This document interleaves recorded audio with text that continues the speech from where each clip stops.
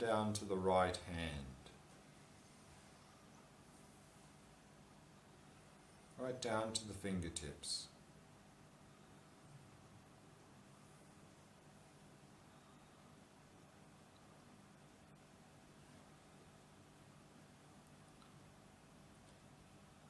And moving back up to the upper back, the shoulder blades.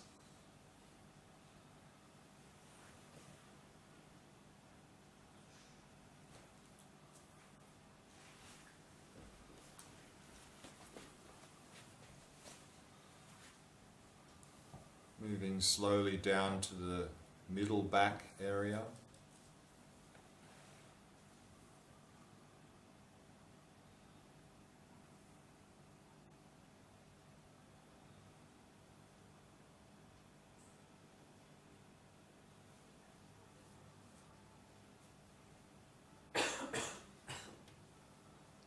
Moving down to the lower back area.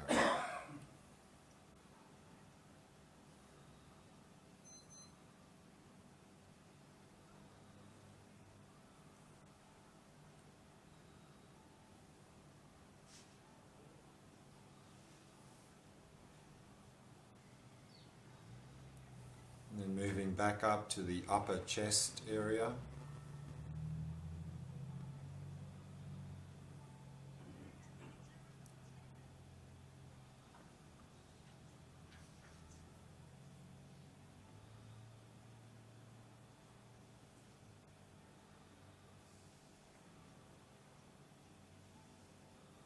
Down through the diaphragm to the stomach area.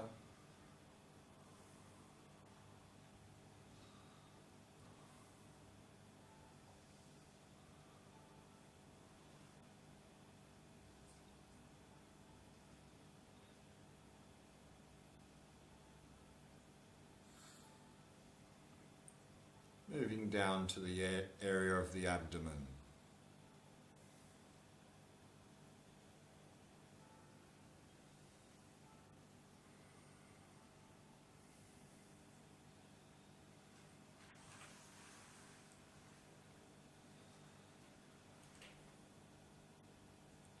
And then moving across to the left hip.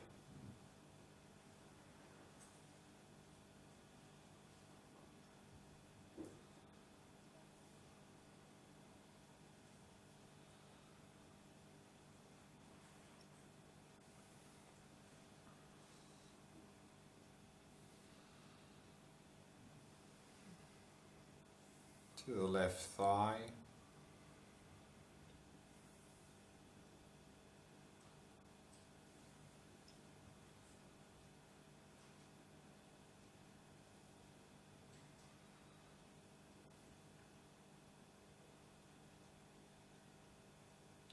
Slowly down to the left knee.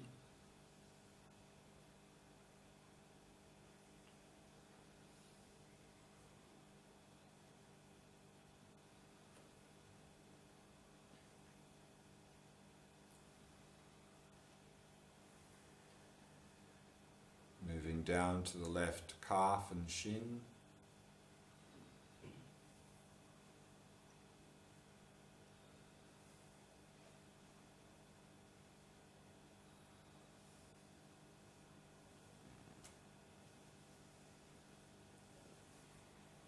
Down to the left ankle.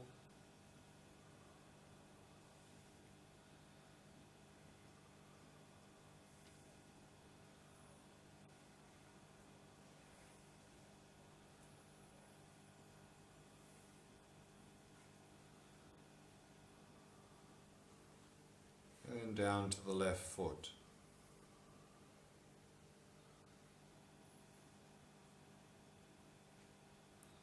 Right down to the tips of the toes.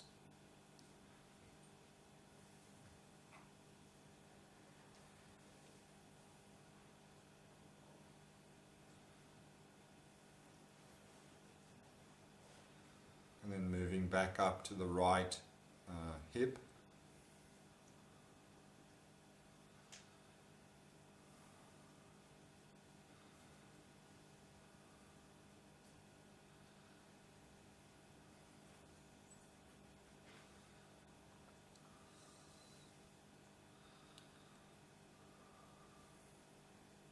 right thigh.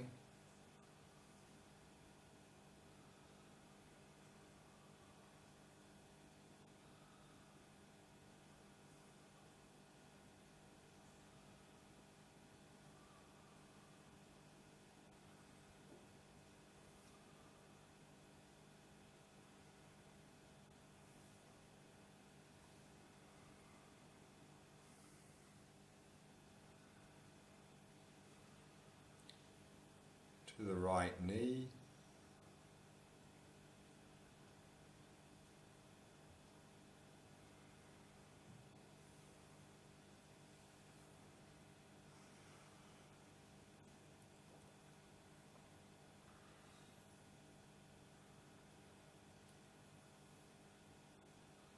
To the right calf and shin.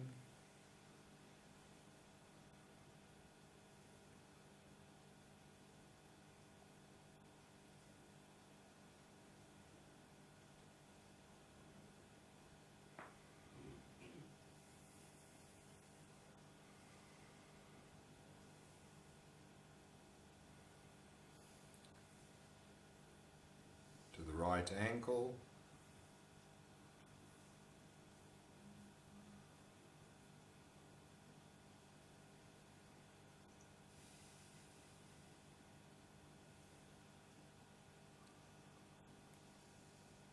Down to the right foot.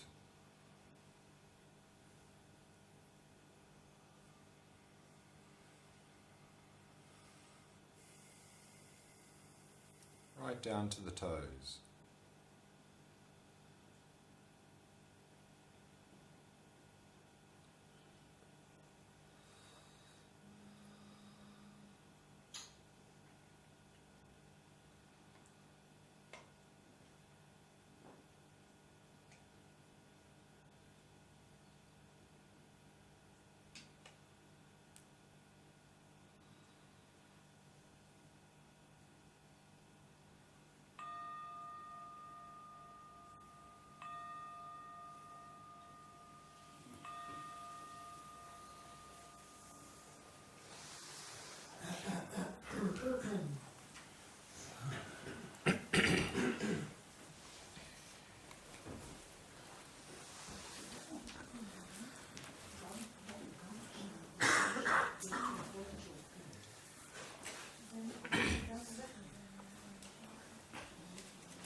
Any questions about that meditation before we move on?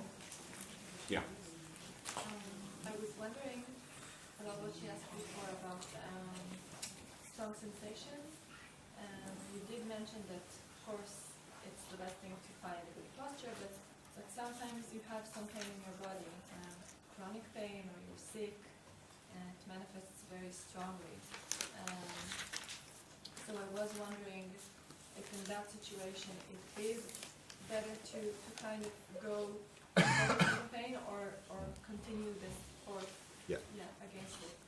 Of course, if we have some chronic pain and so forth, then maybe we, at home, for our posture, maybe it's not good to sit like this or even in a chair. So then we can just lie down. Use the Shavasana corpse posture as your meditation posture if you have some chronic back pain or chronic knee pain or something. So, or if you're feeling sick or tired, sitting upright is going to be very difficult. So better lie down in the Shavasana corpse posture as your posture. And also, of course, the danger with going there is that when we go to something unpleasant, instantly we react. We go, oh, no, don't go away. So if we can avoid going there immediately, we're probably more likely to avoid this reaction and so then if we can simply patiently continue, and then when we get to that point, then hopefully we're not in a reactive mode because we're being mindful, and then we can more objectively observe those sensations. Like an example from my own experience, many years ago, I did one of these Goenka Vipasana retreats and we were doing this scanning, and there was some sessions in the retreat where, this was halfway through the retreat, where asking us to do strong determination not to move the body, because every time we do this and scratch and itch, we get distracted. So if you keep the body still as possible, then much better. So there was a few sessions where for a full hour, to sit completely still, don't move. So I had strong determination, but unfortunately, just before I did that retreat, I damaged my knee in a sporting accident. So I could sit maybe 20 minutes and then it really started to hurt my right knee. So in this, I was sitting there. And so previous to that, every 15, 20 minutes, I'd move a bit to alleviate. It was okay. But then I was sitting there and in 20, 30 minutes, it was like, and so I was just scanning. And then I got to that point and it was like intense pain. But what happened was, because I was being mindful, scanning, and then I got to that point, and if I could stay mindful, I just observed, I stayed there. So instead of a singular intense pain, what happened was I noticed it broke up into smaller chunks of pain, and then eventually it broke up into just thousands of intense sensations. And if I could see that, because that's all that was there, if I could see that, then I wasn't overwhelmed. I mean, there was strong signals saying, something to attend to, but I didn't have this feeling of overwhelming pain. As soon as my mindfulness went, and instead I saw, pain, I don't want that, go away, then it became overwhelming, like overwhelming. So in that case, what I sort of discovered was, through my own experience, that I'd say more than 90% of the suffering I experienced was self-induced because of my aversion, not wanting it to be there.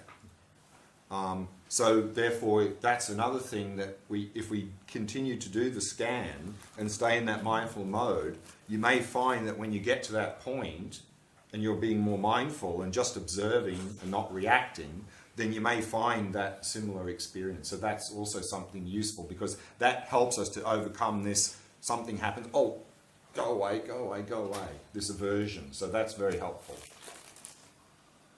What's the difference between, concentrating on your knee and visualizing your knee? Okay, number one. Number two, yesterday you said don't label. I go pressure, pounding, tingling. It's not like I get into a whole big thing, but a one-word thing. Yeah. And the third thing is, what happens when you really feel nothing in a lot of places? Yeah. So, of course, here, this is a Vipasana practice to come to see the reality of our body. So if we're visualizing, we're not focusing on the body, we're visualizing, we're caught up in our conceptual mind. So we are caught up in our conceptions about the body. What we think our body looks like through visualization, through conception. So we're not actually directly seeing what's going on in the body. We're seeing it through our conceptual framework, through visualizing, through labeling, through conception.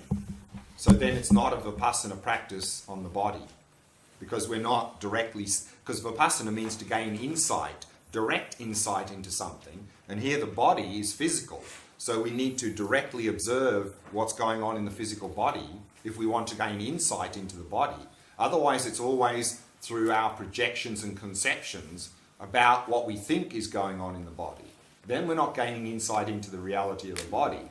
So any sort of visualizing, conceptions and labeling are interfering with us seeing directly what is here in the body.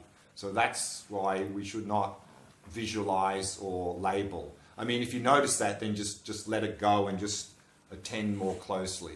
That's all. And then there was another part of the question. There's lots of places where I just don't feel. Yeah. So again, when you're doing this yourself, then when you get to that point, and there like blind spots, just stay there for maybe a minute or two. And what we don't want to do is get frustrated. Oh, no, there's nothing there. Because that's going to really interfere with our clarity of attention. So just be patient. Patience, there will be these blind spots and they will shift. One time it'll be here, another time here. So it's not going to be always the same. So be patient and just stay there and just look closely, more closely. And then if you still don't notice anything after a minute or two, move on. And that's okay. And you'll find that there will be these blind spots. It's okay. It just means we're just working. That's why in the Goenka retreat, we do 4 days of focusing here so that we're more sharp in our focus, so we have less blind spots. So if, of course, we don't do any shamatha practice, then you're going to find a lot more blind spots and more distraction. So that's why it's important, if we want this or any Vipassana practice to be effective, we need to do some work on the shamatha practice to develop a stable, clear, focused mind. Because the more it's stable and clear and focused, the more we will pick up. So that's the basis for this. So that's another thing we can do. If we're finding that we're really not noticing hardly anything, then maybe it's a good time to go back to the shamatha practice and work on that for a while to make our mind more calm, clear and focused. Then return to the Vipassana.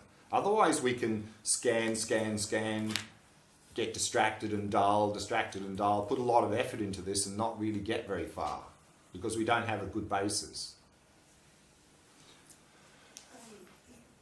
I'm a bit confused about what you just said right now about visualization. About What? visualization. Yeah, Yeah, visualization. sure. Well, you said yesterday about cause condition part of the labeling thing, that it's part of a thing that we do in order to get along in this world. Right. The label thing, and that's what we do. Sure. And it's the same thing we do in our mind. So when we scan the body and we visualize something or we label it Right. somehow, it's part of how we manage in this world. So not to do that. Right, is different. It's kind of like, well, yeah, because we're supposed to kind of understand emptiness to do that, not to do that. Sorry? In order for us not to visualize, not to label things, we need to kind of ready not to do that, and it's a thing that we do. You lost me now. So here, in this Vipassana practice, we are trying to understand directly the reality of the body, and any sense object is non-conceptual. So what we're talking about labeling is we're talking about our conceptual mind.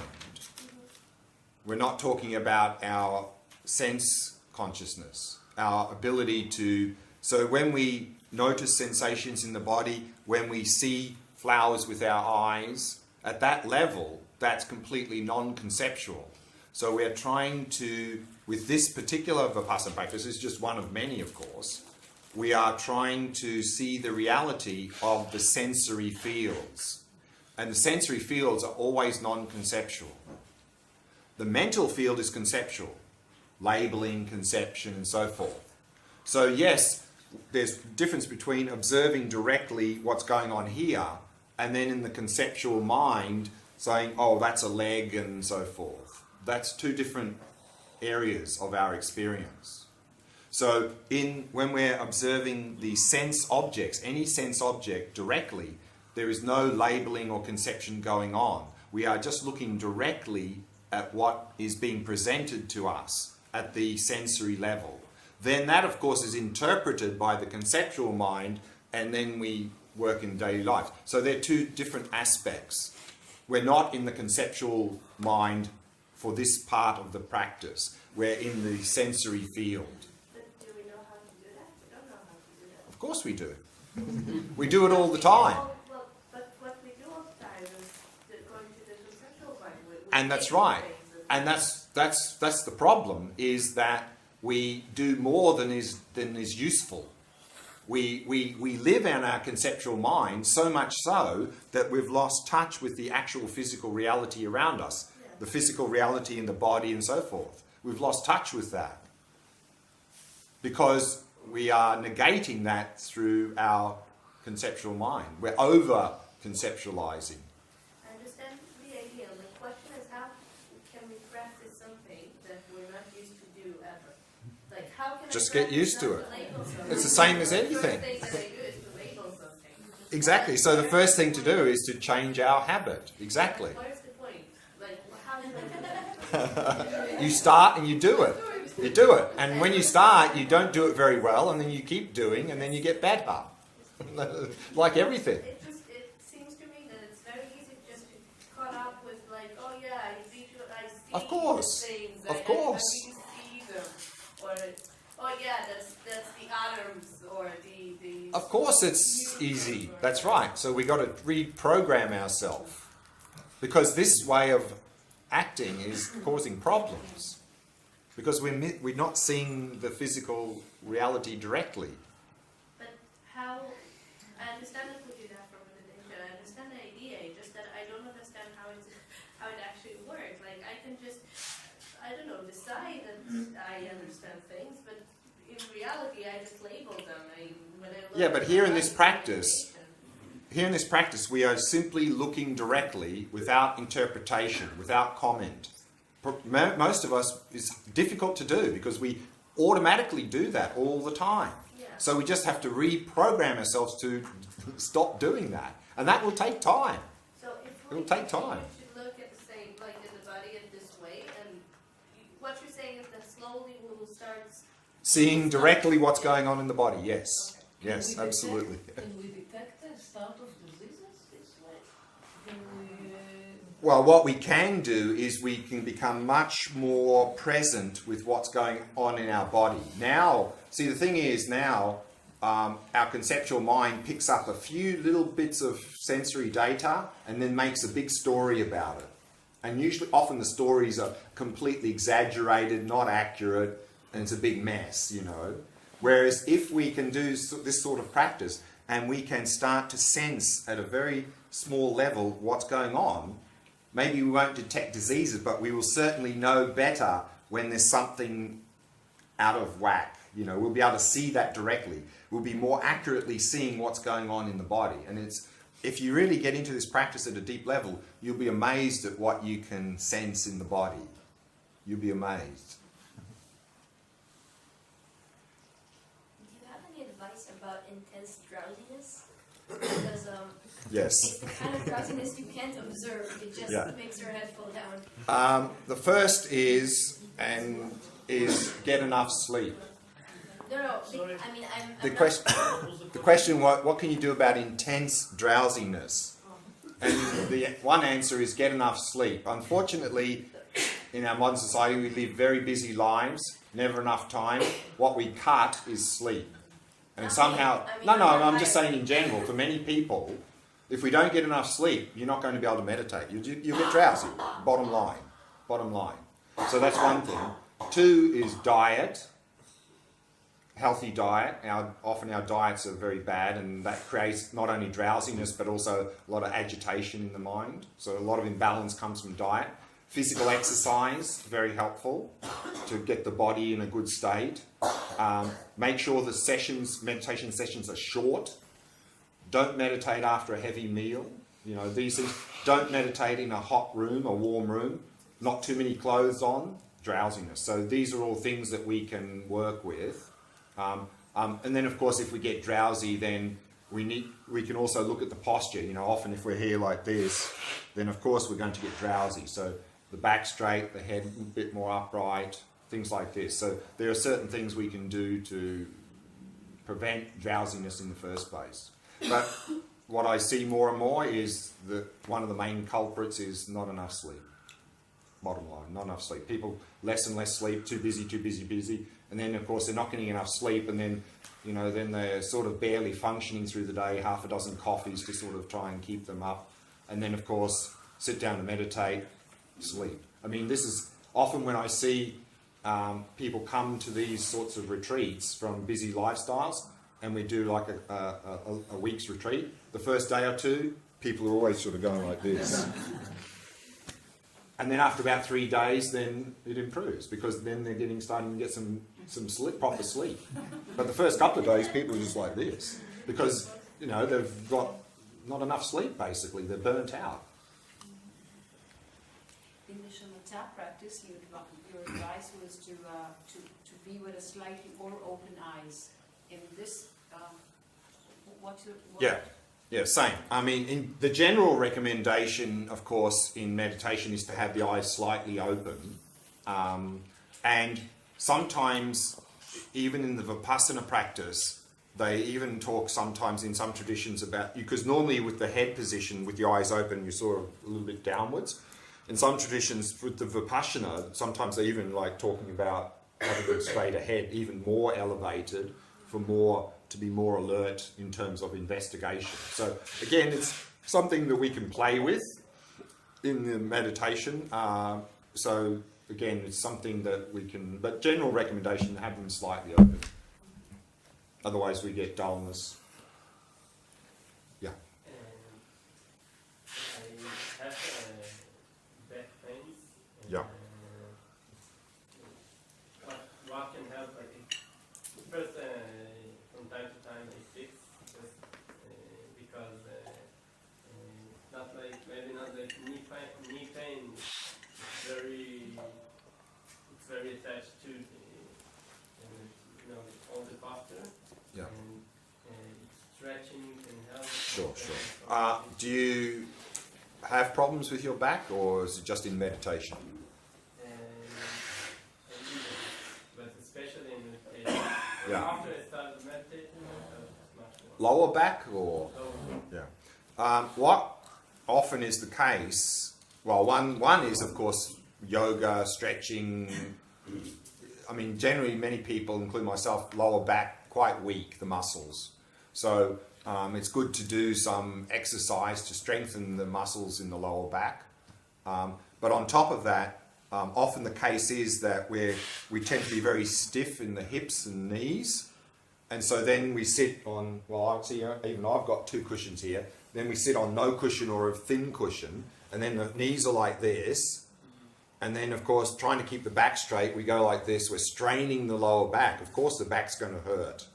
So if you're sitting like this, it's a sure sign that we're very stiff in the hips. We need to sit on more cushions so that at least the knees are level with the hips. Ideally, they're touching, so you have 3 points of contact. So if you're finding that you're always doing this in meditation to straighten the back, it's a sure sign you're not sitting on enough cushions. You should sit on enough cushions so that your back is naturally straight. You're not straining to keep straight, otherwise you'll get a sore back, lower back, pain. And bench, meditation bench. Yeah, so then also, you can also, if you have problems with the knees, you can use the meditation stool, tuck the legs underneath. But again, whatever you're using, make sure that you've got enough cushions here so that your back is just naturally straight when you're sitting, and you're not always doing this to straighten. If you find that you're constantly doing this, then you don't have enough cushions. Okay. Now, let's move on to where we left off yesterday. So we're talking about the Vipasana practice in terms of emptiness. So at the deepest level, the distortion or our false view of reality is this grasping onto independent me, independent objective world. And so we said yesterday that emptiness means that nothing exists independently. And that when we look out on the world, of course, things do appear to exist independent of us. But if we investigate these appearances, we will come to realize that things do not exist as they appear. That actually things are empty of independent existence because they are dependent arisings. They're dependently existent. And so yesterday we looked at what it means for something to exist dependently. And we saw there that they depend on things. Everything depends on causes and conditions, parts, and labeling, conception, or designation. So what we're saying here is then that when we look out on the world, what does it really mean for things to exist through labeling or conception? Is that we create objects because we're just receiving a mass of sense data and we have to make sense of all of this data. So we draw lines around various collections of data and create a meaningful object. And then we have to give names to those things we've created in order to communicate. So this is what it means for things to exist through labeling conception, is that we bring things into existence through drawing a line, creating an object, and then giving it a name. And we need to do that to function in the world. So there's no problem with that. And intellectually, we may appreciate that's sort of what's going on. But again, instinctively, experientially, that's not how we see things. Instinctively, We see things